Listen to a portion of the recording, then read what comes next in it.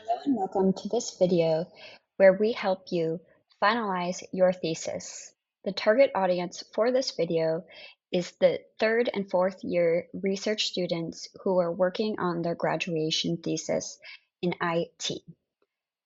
Even if you are not the target student for this class, if you need to write a research report or finalize your thesis for your studies, this video will have some useful tips for you. So first of all, welcome. Please make sure you have a place to take notes so that you can do some exercises as we go along through the topics of this lesson.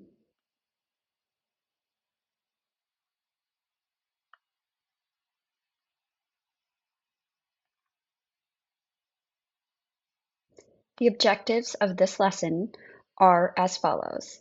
Learn how to draw clear conclusions from your research and explain it simply. Apply logical reasoning to your report. Work on finding strengths and weaknesses in conclusions. Improve your academic writing style, and properly using academic sources in the APA style. Let's begin with objective number 1. Learn how to draw clear conclusions from your research and explain them simply. Here we will look at sub-conclusions versus the final conclusion first.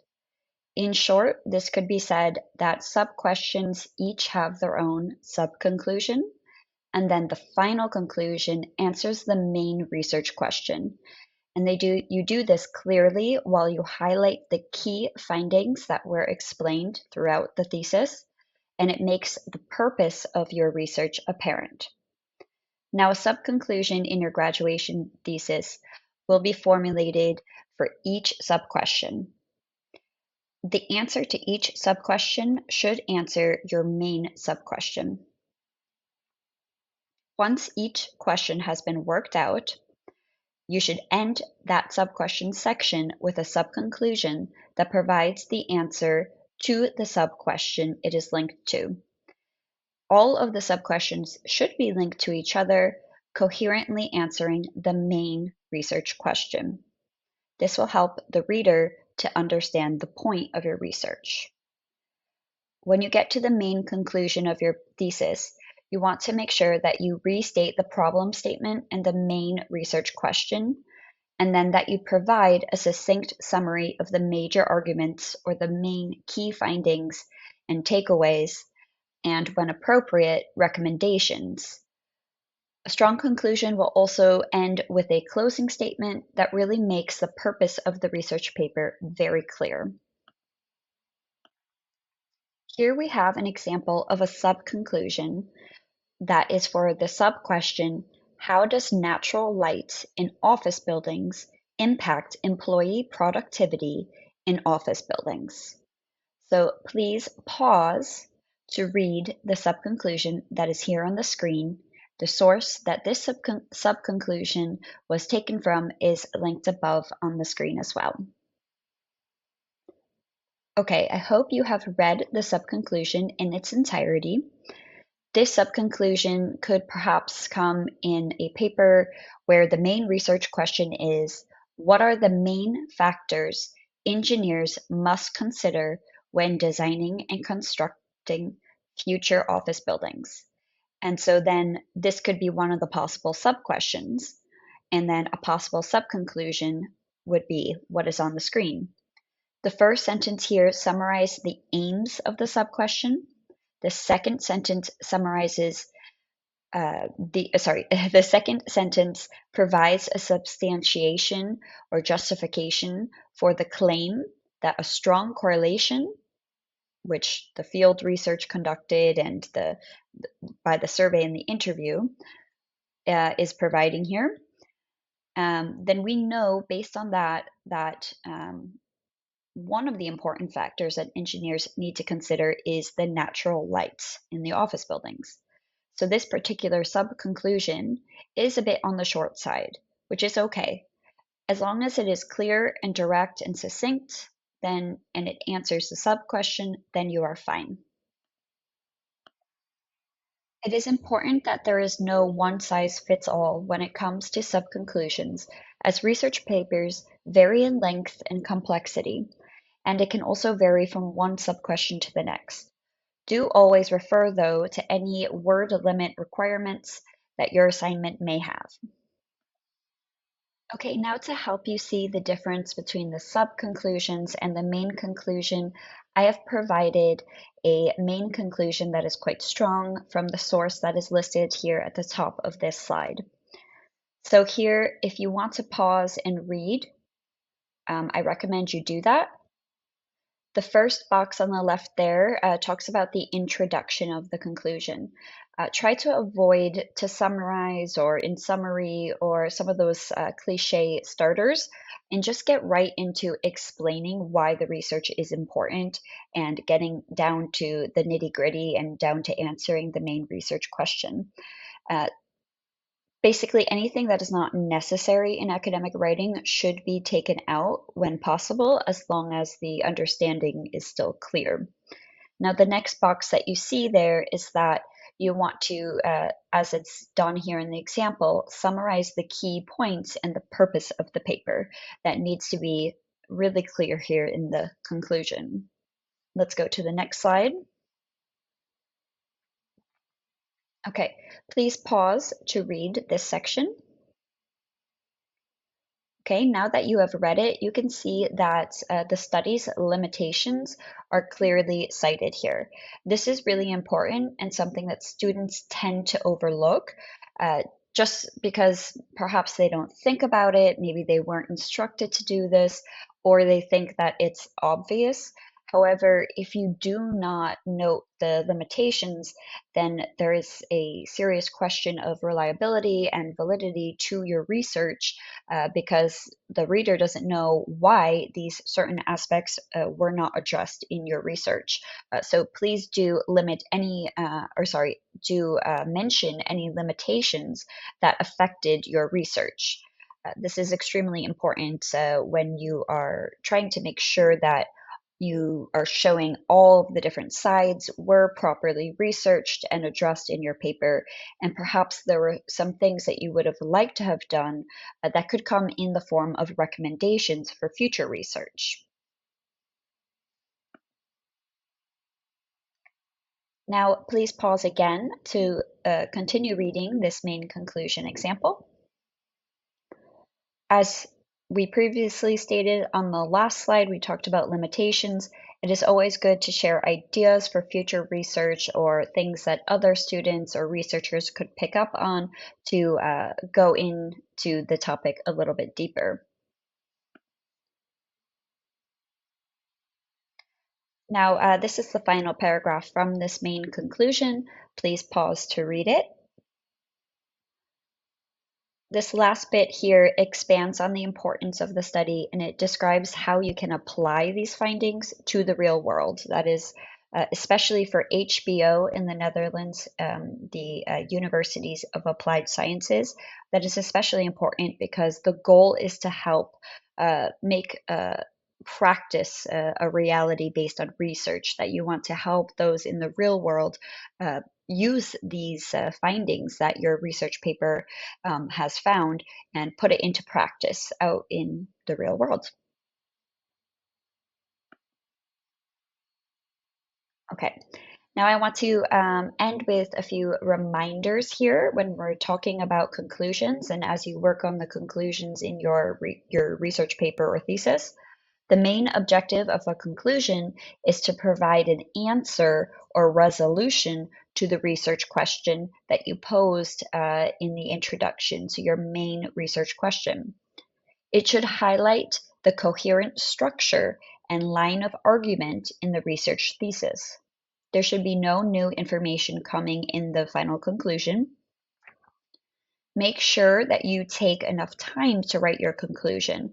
Since it comes at the end of the thesis and students have often worked tirelessly on each of the sub-questions and really working out all of their research, they tend to and they have a results section often, the conclusion kind of gets thrown together at the end. However, the conclusion is what ties everything together and puts it in simple words that anyone can understand. So it is imperative that you take the time to craft a strong conclusion in order to pass your thesis or have a really strong research report written.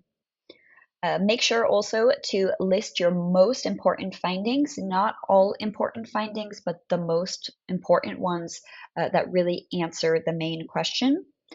And really summarize these findings. Do not, go at length over those findings again because you've already done that in the sub questions. And last but not least, keep in mind that the conclusion impacts the overall judgment of your text. So it is an important part of your thesis. Okay, next we are going to look at objective number 2, how to apply logical reasoning to your report. This is crucial in academic writing and in research. The answers or sub-conclusions of your sub-questions are meant to be your argument for your final conclusion and findings. If you do not have clearly defined logic supporting your findings, then the evidence will not be valid or reliable, and your research holds no meaning.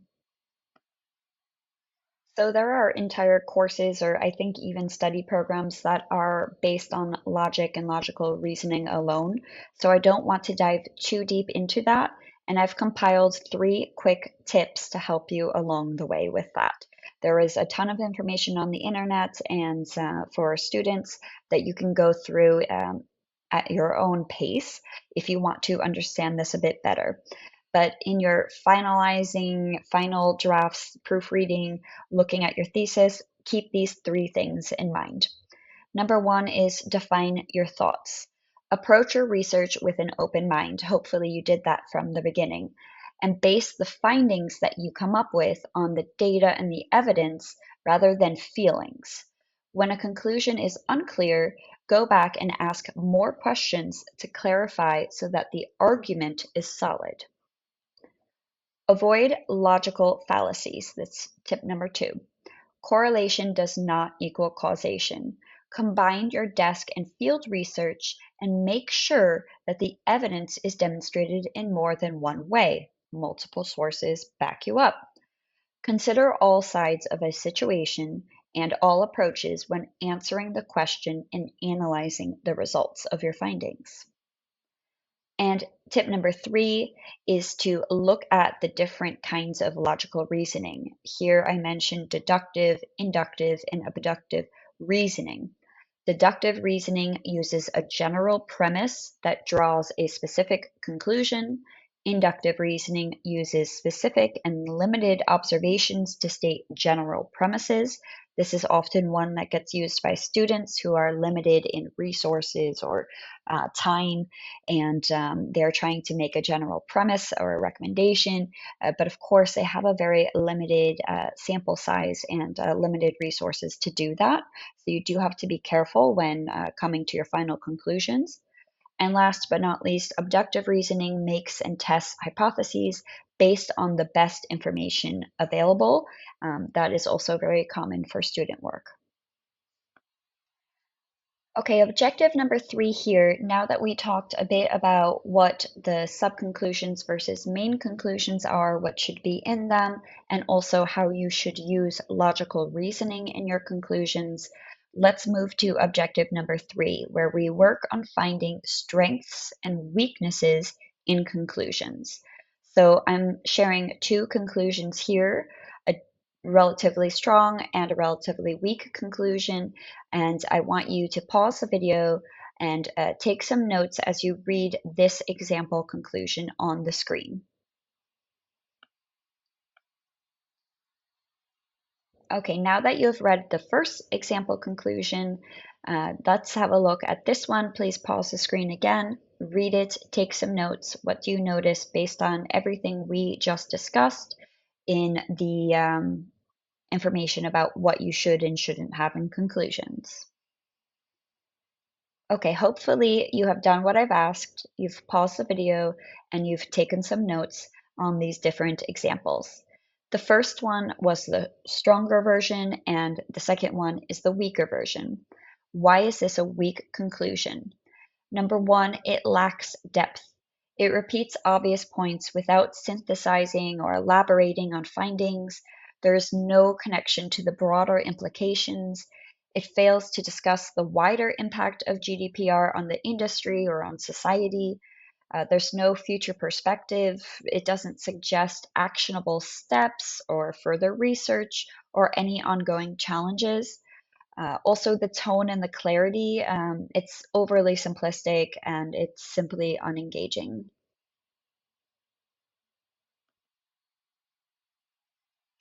So we're going to move on now to objective number 4, improving your academic writing style. Okay, so for academic writing, there are some key points that you want to remember. Number 1, use clear language and be specific. You want to use clear, concise language to convey your ideas effectively. Avoid any vague terms or overly complex sentences that might confuse the reader. Be specific. Phrases such as a lot are not specific. Try to quantify when possible. Tip number 2 here is use a formal or neutral tone that is understandable to the reader. You should not use hyperbole where you exaggerate, and also do not use overcomplicated or fancy language. The sentence structure should be grammatically correct and logical, and you should avoid slang or contractions or overly casual, informal language.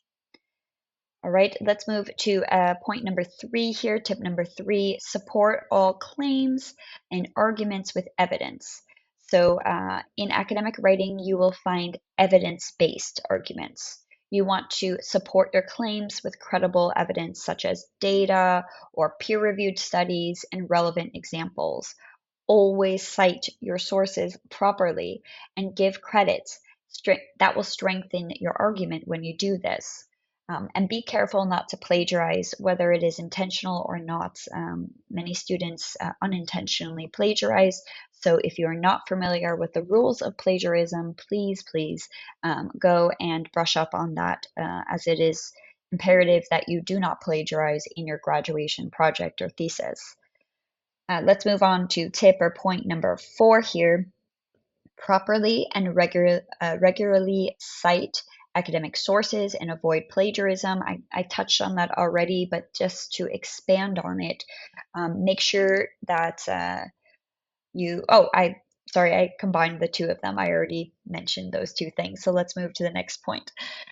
Point number 5, or tip number 5, academic writing follows a clear structure and layout that is easy to navigate and understand for the target audience. So you need to know who you are writing for and make sure that the language is understandable for them.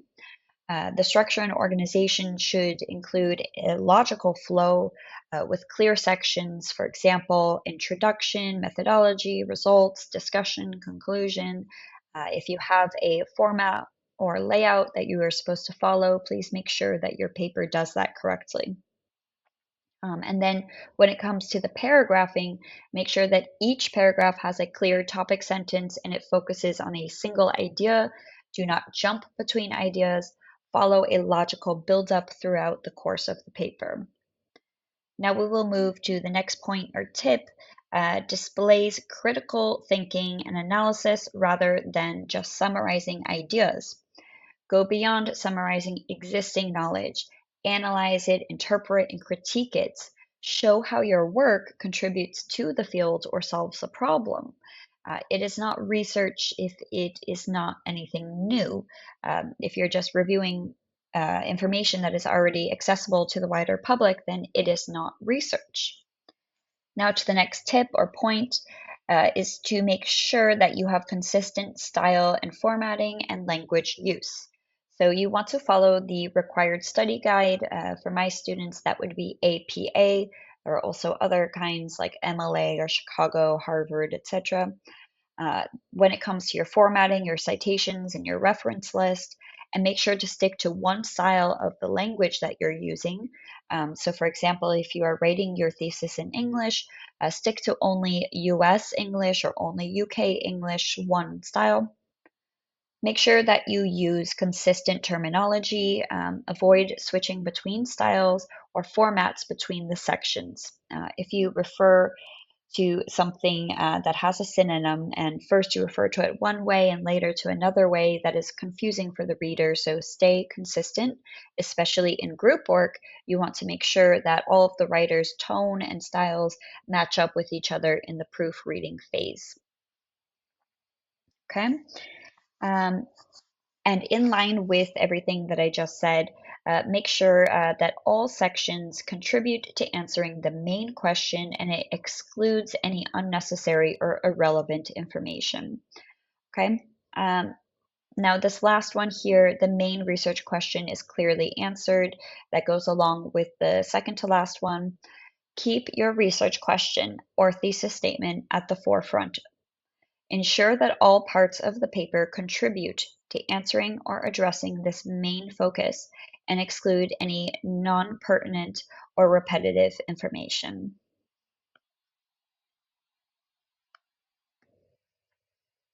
Okay, to continue looking at academic writing and style, we will look at the difference now between describing and analyzing results. So we have two ideas here of what describing is. Describing results is the what, the where, the when, the who.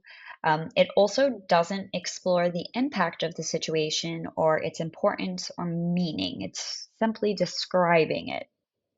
Now, when we talk about analyzing, this is a bit trickier for students. You are really focusing on the meaning of things, especially in relation to the core research aims and questions. It also integrates information from different sources. It links them together, it synthesizes them, it explains how different ideas connect to the other ideas in your report. So that's the difference between describing and analyzing, a crucial component to academic writing and your thesis. Now, these two things have different functions. The source for this information is listed above. You do need both descriptive writing and analytical writing, but if there is a lot of what describing, descriptive writing, and not really a lot of so what or analytical thinking, you might have a problem with your research or simply with the thesis that you have written. The functions of descriptive writing, or the what, is when you describe or state what has happened, the event. You explain what a theory says, you note which methods were used, you state the time or date something happened, explain how something works, and you provide various pieces of information without really getting into the deep details of it. Now, when we talk about analytical writing, we answer the so what, the why. You explain what the impact of the event was, especially in relation to the research question or questions. It explains how this is relevant to the key issue and research question or questions. It explains whether these methods were relevant or not. It explains why the timing is important or relevant. It explains whether and why this is positive or negative. And lastly, it draws a conclusion in relation to the various pieces of information that are found throughout your thesis. So let's move on now to an exercise. I would like for you to please take about 5 to 10 minutes to edit these sentences on the screen into neutral or academic styles. So please pause the video and then come back after you have edited these sentences. Okay, you can pause the video again to have a look at these potential edits.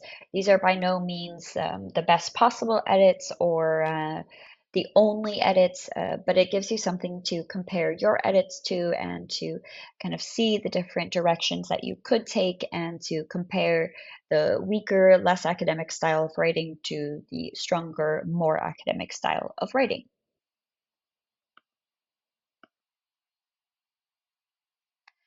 Now we will move on to our fifth and final objective of this lesson, which is using academic sources in APA. If you've reached this point in your studies, you have come across APA or whatever your style guide is at your course of study, and you have hopefully gotten plenty of experience with using academic sources in research reports. However, since the degree to which you use sources in different research reports varies greatly. Some of you will have more or less experience. And even if you have a lot of experience, it is always vital that you go back and you review some really important key details of using sources when you're proofreading your thesis and before you submit the final version. So I've come up with just three kind of areas to look at to help get you back into the flow of things as you are working on finalizing your thesis. The tip number one here is to make sure that all sources are academic. In order to do that, you could apply the CARS criteria when you want to consider whether a source is reliable or academic or not. I won't give an extensive lesson now on the CARS criteria. You can go and look that up for yourself. But CARS stands for credibility, accuracy, reasonableness, and support. It is a framework that really helps you decide whether you can use that source or not and whether it's a good source to use. The credibility really looks at the trustworthiness of the author and the publication. Is this person qualified? Is this publication reputable? Is it peer reviewed? Is it objective? Does it have any conflicts of interest? For the accuracy, it really makes sure that you look to see that the information is up to date, that it is factual, and that it is detailed. You want to make sure that the evidence is backed by verifiable data, that the publication date is relevant to fields, that it's not out of date, and that the arguments are specific. Now, when we get to the R, we talk about reasonableness. That's when you check whether the content is actually fair and balanced and free from extreme bias. You want to really make sure that multiple viewpoints and perspectives were taken into account. The tone of the language should be neutral and professional without any sensationalism or emotional appeals. And the arguments, as always, should be logical. The conclusions drawn should be logically supported. And the last one is support. So check whether this paper has cited other credible works. Also check whether other papers have cited this source that you are using, whether there's any corroboration. Have other studies shown similar results to this one? You want to make sure that all sources you use are high quality and unbiased. Now let's get to the second one. Follow the most recent APA guidelines and do not rely on AI or auto generators for citations. There are a lot of great programs out there that will generate your citations for you, both in text and in the reference list. However, they are not perfect, so make sure you brush up on exactly the most up to date or the version that you are required to use of APA style or whatever other style guidelines you are using. Make sure that your citations follow those and go and manually check each in-text citation as well as the reference list that everything is in the right place and done correctly. I have had students who use auto generators in order to insert their in-text citations and reference lists were not correctly formatted. They were not in alphabetical order. They did not have full information in order for me as the reader to go and find the actual source itself.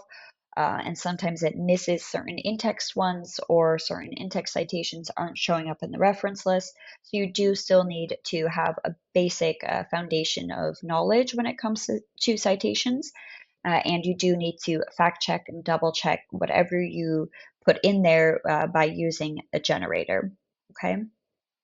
Now, the last tip here for using academic sources in APA is to switch up how you cite your sources. Don't always use the same formulation. Also, always include a source when it is required to do so, and do not leave anything you used in text out of the reference list. If you read something and didn't really use any information from it, you don't need to include that in APA. However, if you are writing something that is an argument or finding that is drawn from a specific source, you do need to cite that to back it up and include it both in text as well as in the reference list.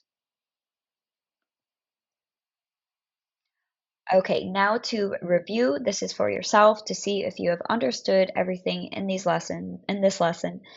Question number 1, what should you remember when writing your conclusions? Okay, give yourself some time to answer this, and if you're not sure, go back and review the sections on writing conclusions. Question number 2, how can you incorporate logical reasoning and analytical writing in your thesis? Again, like for the first question, after you've given yourself the time to answer this properly, if you find yourself struggling to answer this question, go back and review the sections on logical reasoning and analytical writing.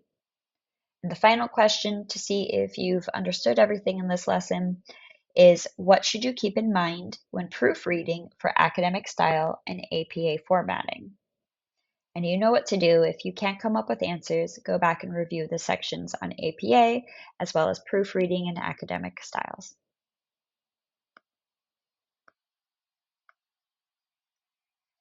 Okay, I have one final tip for you before I end the lesson, and that is for you to please not forget to proofread multiple times.